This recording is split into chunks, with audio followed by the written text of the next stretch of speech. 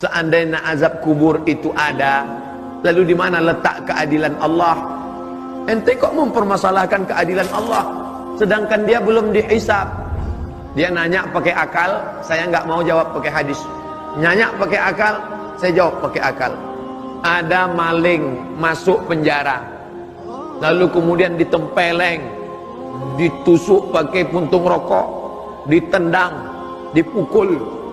Dia sudah diadili apa belum? Belum. Lalu itu untuk apa? Itu bonusnya. Itu DP-nya. Nanti setelah hisab dia akan dapat cash-nya lagi. Allah nggak adil Pak Ustaz. Kenapa nggak adil? Ada orang meninggal hari ini, terus hari kiamat 1000 tahun lagi. Berarti dia diazab di kubur berapa lama? 1000 tahun. Lalu ada orang yang mahal meninggal hari ini. Meninggal hari ini, 1 jam setelah dia meninggal kiamat. Berarti dia nggak dapat azab. Andai dia ditetapkan Allah bahwa dia diazab 1000 tahun, maka yang sudah meninggal 1000 tahun, dia sudah kena azab potongan masa tahanan. Sedangkan yang belum, maka dia akan dapat beratnya. 1000 tahun di sini nggak sama dengan 1000 tahun di akhirat. 63 tahun di sini hanya 1 jam setengah di akhirat. Oleh sebab itu dia dapat ini. Kenapa? Keadilan Allah jangan dipakai akal-akal. Tapi kalau ada orang yang meragukannya pakai akal, kita jawab pakai akal. Semuanya masuk akal.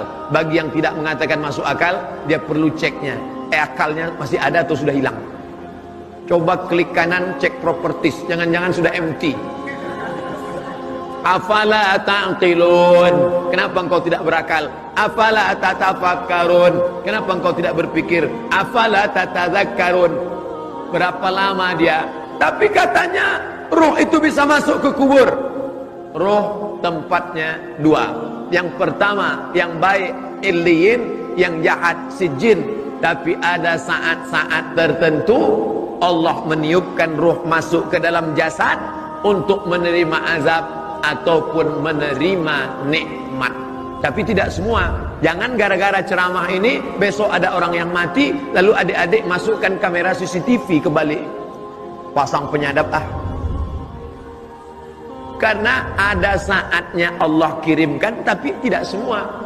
Orang mati di sungai Amazon, matinya kenapa? Dimakan 1000 ikan piranha.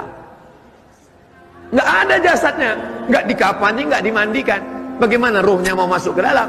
Maka dia diazab di alam illiyin. Makanya dia disebut alam kubur. Kenapa disebut kubur? Karena tempatnya kubur dalam tanah. Tapi tidak semua orang masuk kubur. Dia disebut dengan alam lain yang disebut dengan barzakh. Bainahuma barzakh la yabghiyan. Ini air laut, air sungai. Air sungai, air laut. Air laut tidak akan masuk ke sungai. Kalau masuk air laut ke dalam sungai, maka kita tidak akan bisa minum. Kenapa? Asin semuanya. Maka di antara air laut dan air sungai ada namanya barzakh. Dia tidak disebut dunia karena dia sudah mati.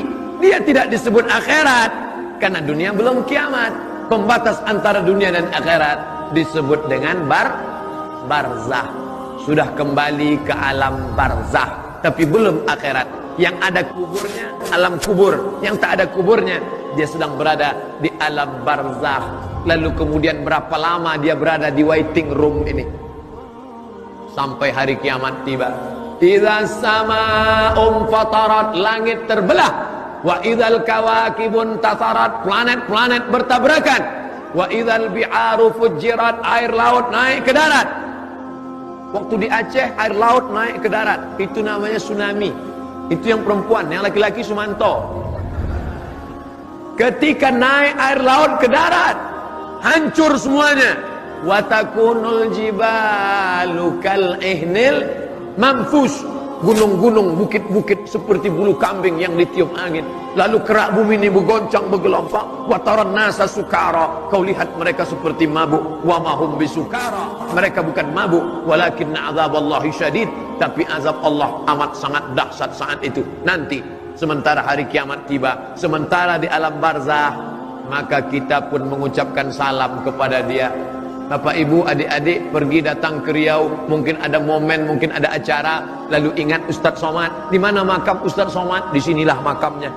Lalu kalian pun lewat mengucapkan salam, assalamualaikum ya ahlad diyar minal mu'minin wa inna insyaallah bikum la'iqun yarhamullahu mustaqdimin wal mustakhirin nasallallahu lana wa lakumul afiyah. Panjang betul Pak Ustaz. Memang itu hadisnya. Nabi pesan kepada Aisyah, Aisyah, kalau engkau lewat di makam Baqi, maka engkau baca doa ini. Tapi teman saya bacanya pendek aja Pak Ustaz. Apa dia baca? Assalamualaikum ya ahlal kubur. Itu doa winzip namanya. Dia press. Tapi masih syukur dia mau baca. Ada yang nggak baca sama sekali. Makanya salam itu dibagi 3. Salam yang pertama, salam yang wajib dijawab. Salam yang kedua, salam yang haram dijawab. Salam yang ketiga, kita tidak ingin mendengar jawabannya. Salam yang pertama, salam yang wajib dijawab. Salam saya waktu pertama tadi, assalamualaikum. Salam yang kedua, salam yang haram dijawab. Nggak boleh dijawab. Siapa itu? Salam imam tadi waktu salat Jumat. Assalamualaikum warahmatullah. Jangan dijawab. Waalaikumsalam Pak Imam. Salam yang ketiga, kita tidak ingin mendengar jawabannya. Nanti malam saya pulang. Ini mohon izin jam 2.30 kami langsung ke Jakarta, airport pesawat jam 8 sampai Pekanbaru jam 10 lewat ke pemakaman. Assalamualaikum ya ahlal kubur. Saya nggak ingin mendengar jawabannya. Karena kalau sempat dia menjawab waalaikumsalam. Artinya apa? Hubungan kita tidak putus walaupun jasad ini sudah dimakan cacing tanah. Yang disombongkan ini apa? Apa yang disombongkan? Hai manusia, engkau keluar dari lubang najis 2 kali, sombongnya minta ampun. Mantan sperma, sombongnya minta ampun. Yang dilihatnya apa? Warna tanah, retak-retak seperti tanah, dicium bau tanah. Itu kan ada parfum. Kalau nggak ada parfum, bau hantu. Yang disombongkan ini apa? Maka ketika roh berpisah dengan jasad, engkau tidak lagi manusia yang terhormat. Dulu engkau dimuliakan, dulu engkau disanjung. Tapi setelah itu habis. Yang akan kau bawa adalah, kalau pernah engkau mengusap kepala anak yatim, kalau pernah engkau bebaskan 1 meter tanah untuk masjid, kalau pernah engkau masak bubur 2 piring, yang satu kau antar ke masjid untuk adik-adik yang tinggal di masjid. Kau antarkan ke rumah fakir miskin, anak yatim.